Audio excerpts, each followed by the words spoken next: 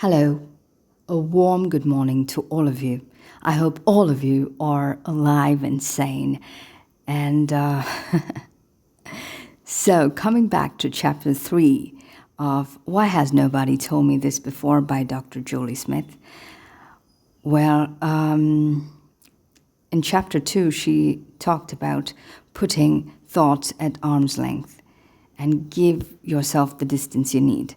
Yeah, she has reinforced this in chapter 3, and there's a term to it. It's known as metacognition, where you put your thoughts at arm's length and give the distance you need.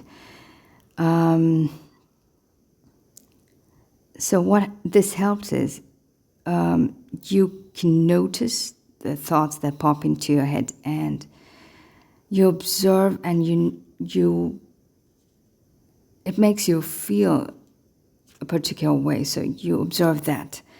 Okay, so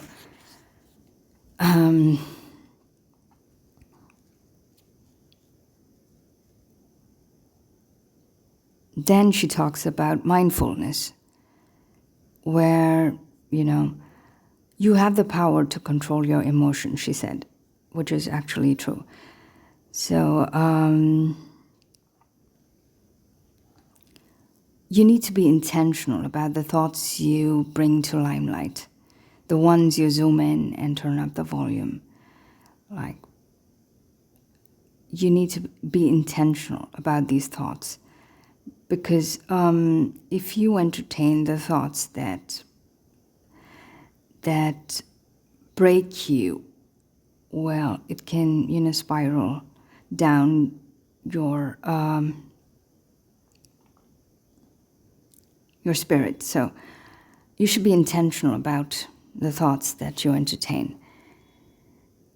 So it's like, the radio button, the radio volume button, the knob.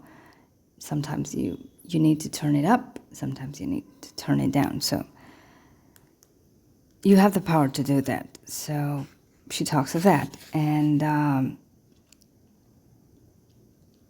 yeah. Next is we often ruminate about,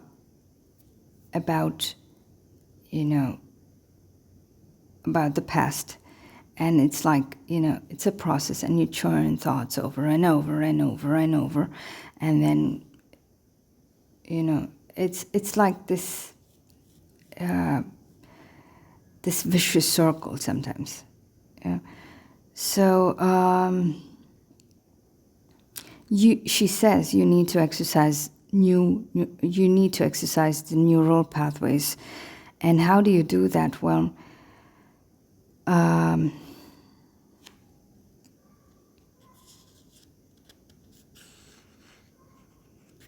you need to physically move your body.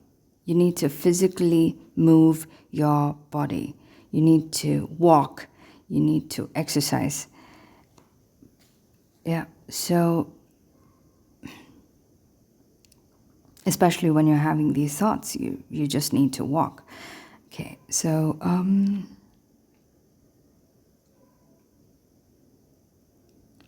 or you can take a shower and put on music that lifts your mood.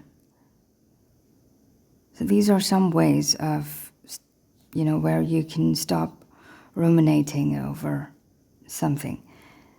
Another way is practicing mindfulness, wherein you pay attention to the thoughts, the feelings, and the bodily sensations that arrive without judgment or distraction. And and you're just aware of those thoughts and those feelings and the bodily sensations.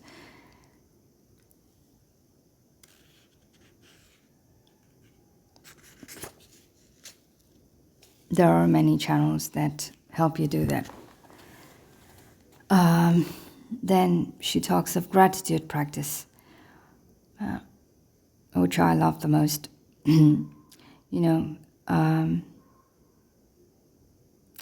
Be grateful. Your parents decided to bring you to this world. You are there is some force of nature that wants you to be here. You can see the morning sunrise, evening sunset, the moonrise, the stars. Be grateful for a meal that comes to your table. Be grateful.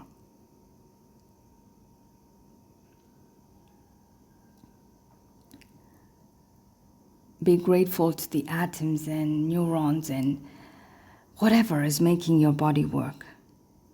Because trust me, when I had those medicines, I was numb. I could not feel a thing. I was absolutely numb.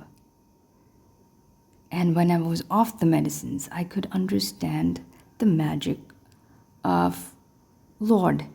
I could understand the magic of the Almighty. Yeah.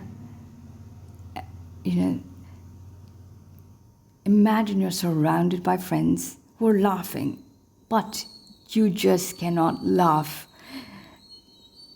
Imagine everyone's crying, but you are not crying. You are just numb. So imagine that situation. It's very difficult. But once I was off the medicines, I understood that, God has so much of power, and I don't think anything could make me feel alive like the Almighty did. So make gratitude a habit.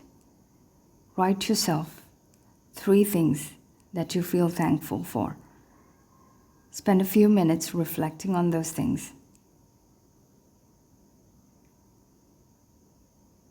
She says.